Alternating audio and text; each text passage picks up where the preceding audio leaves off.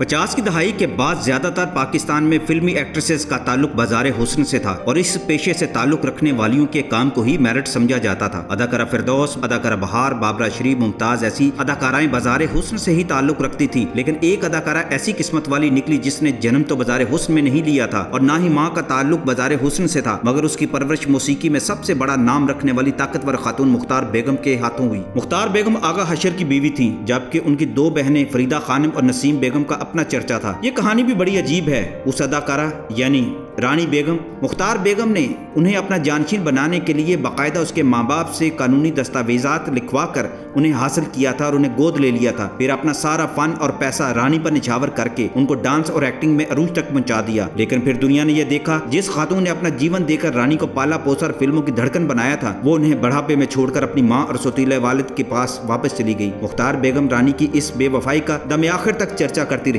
مزنگ لاہور کی غریب خاتون بالی کی بچی ناصرہ سے رانی کیسے بنی اور مختار بیگم نے کیسے ان کو پال پوس کر تربیت کی اور انہیں لاہور کی محفلوں میں متعارف کرا کے مشہور کرایا، اور پھر کیا ہوا کہ رانی نے اپنے عروج کے زمانے میں ہی مختار بیگم کو چھوڑ دیا۔ آج کے انقلابی ویڈیو میں یہ دردناک انجام رکھنے والی کہانی آپ کو بھی سناتے ہیں۔ ناظرین، لاہور کے قدیم محلے مزنگ کی ایک گلی میں غریب گھرانے میں جنم لینے والی لڑکی کا نام اس کے ماں باپ نے ناصرہ رکھا تو پاس پڑوس والے بھی اس کو نہیں جانتے تھے، مگر جب گائیکا مختار بیگم نے اس لڑکی کو اپنی سرپرستی میں لیا تو لوگ اسے رانی کے نام سے جاننے لگے۔ کم سے ناصرہ کی زندگی میں پہلی تبدیلی اس وقت آئی جب مختار بیگم کے ڈرائیور عبدالحق نے اس بچی سے مختار بیگم کو ملوایا۔ مختار بیگم اس بچی کو دیکھتے ہی اس پر عاشق ہو گئی۔ ناصرہ کے والدین نہایت معمولی درجے کے لوگ تھے۔ جب اس نے ہوش سنبھالا تو اس کی ماں نے دوسری شادی کر لی تھی۔ سوتیلا باپ عبدالحق رانی کے لیے فرشتہ رحمت ثابت ہوا تھا۔ مختار بیگم کی گائیکی کا ایک زمانہ مختلف تھا۔ ان کی آواز کا جادو تو آغا حشر جیسے شخص کے سر چڑھ کر بھی بولتا تھا۔ وہ خود گلوکاری سے ریٹائر ہوئی۔ انہوں نے اپنی چھوٹی بہن فریدہ خانم کو گلوکاری کی تربیت دی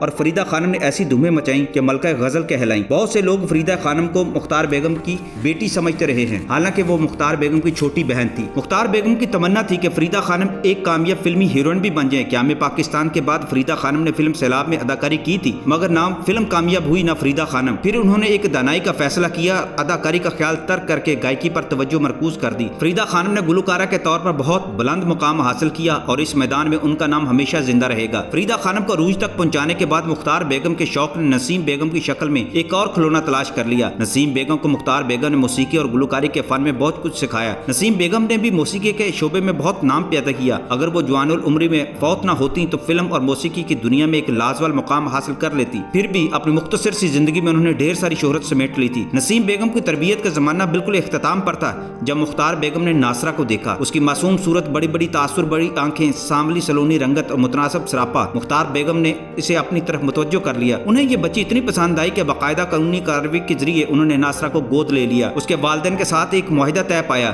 جس کے مطابق ناصرہ کی پرورش اور تربیت کے جملہ حقوق مختار بیگم کو حاصل ہو گئے۔ ماں باپ کے لیے یہ بات اطمینان بخش تھی کہ ان کی بچی کوئی مقام حاصل کر لے گی اور غربت ان کا مقدر نہ رہے گی۔ ان کی دونوں خواہشیں پوری ہوگی، اور اس سے بڑھ کر یہ کہ انہوں نے جس بیٹی کو ناصرہ کے روپ میں مختار بیگم کو سونپا تھا وہ رانی برکت دوبارہ ان کو مل گئی۔ مختار بیگم کو یہ معلوم کرنے میں زیادہ دیر نہیں لگی کہ ناصرہ موسیقی کے شعبے میں کوئی جگہ نہیں بنا سکتی۔ اس کی آواز گلوکاری کے لیے موزوں نہیں تھی، سر کی دولت سے وہ محروم تھی، لیکن موسیقی سے رغبت نہ رکھنے کے باوجود اسے رقص کا شوق تھا، جنون تھا۔ اس کے لوچدار جسم میں قدرتی ردم موجود تھا۔ چنانچہ مختار بیگم نے ناصرہ کو رقاصہ بنانے کا فیصلہ کر لیا۔ پٹیالہ کے ماہر رقاص غلام حسین اور مشہور طبلہ نواز خورشید نے ناصرہ کو رقص کی تعلیم دینی شروع کر دی اور 5-6 سال کی تربیت کے بعد ناصرہ ایک معروف رقاصہ بن گئی۔ کراچی میں مختار بیگم کے گھر میں اہل فن کی آمد و رفت کا سلسلہ بھی جاری رہتا تھا۔ ہدایت کار مصنف انور کمال پاشا نے پہلی بار رانی کو مختار بیگم کے گھر کی ایک پارٹی میں دیکھا تھا۔ وہ رانی کو اداکارہ بنانا چاہتی تھی۔ تقاریب اور محفلوں میں رانی کے رقص کا مظاہرہ ہونے لگا۔ انور کمال پاشا نے بھی رانی کا رقص دیکھا۔ مختار بیگم اثر رکھتی تھی۔ انہوں نے اسٹوڈیو کے مالک اور فلم ساز آغا جی گل سے تذکرہ کیا۔ ادھر مختار بیگم کے فون پر فون آ رہے تھے۔ اس طرح رانی کو آغا جی گل نے 3 فلموں کے لیے سائن کر لیا اور اسے ماہانہ تنخواہ پر رکھا گیا، مگر یہ معاوضہ مختار بیگم کا نقطہ نظر نہیں تھا۔ وہ رانی کو ایک کامیاب اور اداکارہ کے روپ میں دیکھنا چاہتی تھی۔ رانی ان کے خوابوں کا تاج محل تھی۔ وہ اس تاج محل کے حسن و نزاکت اور مہارت میں کوئی کمی نہیں رکھنا چاہتی تھی۔ وہ فن چینل अनाज थी, अच्छे लोगों की सोहबतों में रह रही थी। रानी उनके ख्याल में फिल्मी दुनिया में एक मुमताज रकासा और अदाकारा का मुकाम हासिल कर सकती थी। अनवर कमाल पाशा ने उन्हें अपनी फिल्म महबूब में कास्ट किया। इस फिल्म में रानी को एक मुख्तसर सा किरदार दिया गया, मगर फिल्म फ्लॉप हो गई। एक फ्लॉप फिल्म में मुख्तसर सा काम करने वाली अदाकारा और रकासा को भला कौन याद रखता है। आगा साहब की अगली फिल्म एक तेरा सहारा में भी रानी को किरदार सौंपा गया। इसके हदायतकार नजम नकवी जैसे तजर्बाकार हुनरमंद थे। शमीम आरा दर्पण का जमाना अरूज पर था, मगर ये फिल्म भी कामयाबी से दो चार ना हो सकी। रानी पर अब 2 नाकाम फिल्मों की अदाकारी का ठप्पा लग गया था, मगर किस्मत की खूबी देखिए कि मुख्तार बेगम के राब्तों की वजह से रानी को फिल्में मिलती रहीं। इसमें कुछ रानी की शख्सी दिलकशी और खुश इखलाकी का हाथ भी था। रानी की बात यह है कि रानी फिल्मों में काम करती रहीं और ये तमाम फिल्में एक के बाद एक फ्लॉप होती रहीं। छोटी अम्मी, सफेद खून, 20 दिन, औरत का प्यार, साजो आवाज, 2 दीवाने, ये जहान वाले, औरत, हजार दास्तान, नाचे नागन बाजे बीन,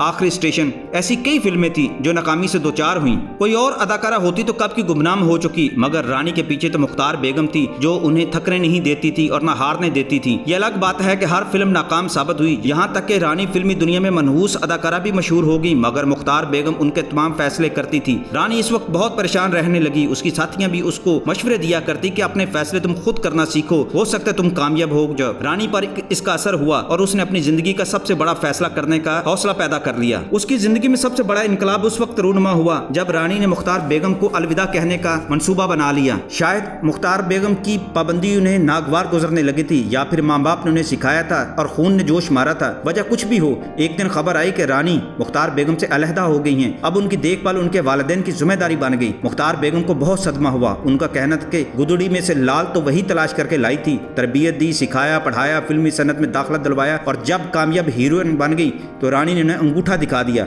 वो सर्द आहे भरकर हर एक से शिकवा किया करती थी। मुख्तार बेगम का शिकवा अपनी जगह, लेकिन देखने वालों ने यह भी देखा कि मुख्तार बेगम से अलग होते ही रानी बेगम की तकदीर जैसे खुल गई और उसके बाद उसकी एक से एक बढ़कर फिल्म भी कामयाब होने लगी। सबसे पहले कैफी ने जब उसके सर पर हाथ रखा और उसका हाथ थाम भी लिया तो चंद मखना उसने फिल्म बनाई और यह फिल्म हिट हो गई। इसके बाद बहन भाई फिल्म हसन तारिक साहब ने बनाई। इसके बाद देवर भाभी की फिल्म भी हिट हो गई। तो फिर रानी ने पीछे पलट कर नहीं देखा और एक से एक बढ़कर फिल्मों की जरूरत बनती चली गई और फिर कामयाबी हमेशा उनके कदम चूमती रही। लेकिन जिंदगी भर उन्हें भी इस बात का दुख रहा कि मुख्तार बेगम के साथ वो जिस तरह अलविदा हुई थी, जुदा हुई थी, ये उन्हें नहीं करना चाहिए था।